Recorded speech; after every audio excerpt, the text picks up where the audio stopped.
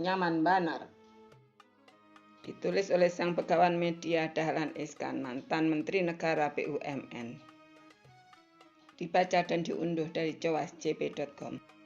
Tetap saja mengharukan, biarpun sholat Idul Fitrinya di rumah sendiri kemarin.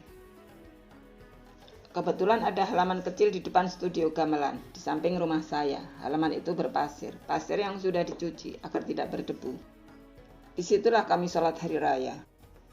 2 anak, 2 menantu, dan 6 cucu menjadi jamaahnya. Rumah mereka hanya selemparan batu jauhnya. Ditambah pula Kang Sahidin, sopir keluarga yang tidak bisa pulang kampung ke Sukabumi. Juga Pak Man, tukang kebun yang sudah puluhan tahun membujang sejak istrinya meninggal. Masih ditambah asisten rumah tangga anak saya dan staf keuangan di perusahaannya. Total 16 orang. Di rimbunan pohon mangga, nangka, asam jawa, dan kaliandra itu kami menggelar tikar. Pula diletakkan di situ satu kursi, di sebelah sajadah imam. Itulah kursi untuk yang akan khotbah nanti, saya. Istri saya lantas menghias kursi itu dengan kain yang dibeli di Turki. Lalu membungkus tongkat dengan bambu. Tongkat itu akan dipegang khotib saat berkhotbah nanti, seperti tradisi lama di desa saya dulu. Saya ingat masa lalu, nun jauh ke belakang, yakni saat saya kelas 3 aliyah SMA. Saya diminta khotbah Idul Fitri di masjid desa saya. Itulah pertama kali saya khotbah Idul Fitri, pun tahun-tahun berikutnya. Lalu tidak pernah khotbah lagi, selama 40 tahun lebih. Mungkin juga tidak akan pernah khotbah lagi, kalau tidak ada COVID-19. Dunia bisnis telah membuat saya tidak dikenal di dunia dakwah. Saya sudah dianggap binatang ekonomi, sudah disamakan dengan suku Tionghoa atau Yahudi. Ternyata di masa tua masih harus khotbah lagi. Tidak mudah berkhotbah di depan hanya 16 orang, apalagi umur mereka bervariasi, 8 tahun sampai 67 tahun. Tema khotbah bisa terlalu rendah atau terlalu tinggi. Saya putuskan hanya bercerita saja, yakni cerita bahwa berkat COVID ini saya bisa sholat tarawih tiap malam dengan tertibnya. Juga cerita tentang bagaimana di sepertiga akhir bulan puasa yang tarawihnya kami khususkan. Di setiap rakaat terakhir, gerakan rukuk atau membungkuk kami buat lama sekali, untuk sepenuhnya berserah diri kepada Yang Maha Kuasa. Seperti gerakan penyerahan leher kepada pemilik hidup, terserah, mau dipancung sekalipun. Gerakan sujud rakaat terakhir itu juga sangat lama. Di sujud pertama, setelah bacaan sujud, kami panjatkan doa untuk kesehatan kami. Saya sebut satu persatu nama-nama anggota keluarga saya. Saya mintakan sehat juga semua karyawan di grup perusahaan saya. Baik yang di Kaltim, Lombok, Sumbawa, Surabaya, Jabar, Jateng, Sumatera, dan di Papua. Di sujud kedua, saya doakan mereka agar diberi kehidupan yang baik. Perusahaan-perusahaan itu, juga perusahaan anak-anak saya, termasuk Persebaya, DBL, Wednesday, dan real estate-nya. Saya ingat, ketika menjadi jamaah salat tarawih di lingkungan Hidayatullah, yang sujudnya juga lama dan sangat lama, bisa untuk membaca istighfar 45 kali.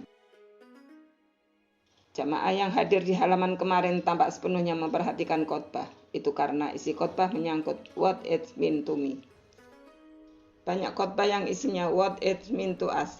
Unsur me-nya sangat langka, karena itu khotbah menjadi kurang menarik. Banyak jamaah sholat hari raya yang tidak mau mendengarkan khotbah. Mereka langsung bubar begitu sholat selesai. Merumuskan tema khotbah memang tidak mudah. Itu karena pengkhotbah tidak mau tahu siapa pendengar khotbahnya, juga tidak melakukan penelitian atas jemaah yang hadir hari itu. Tidak mencari tahu apa saja problem mereka, apa yang mereka inginkan.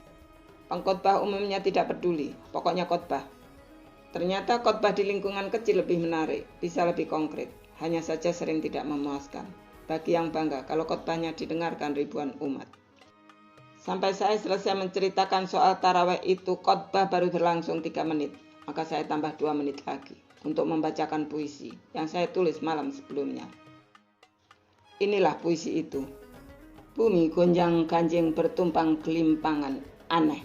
Langit tersenyum jenaka melihat bumi membersihkan dosa.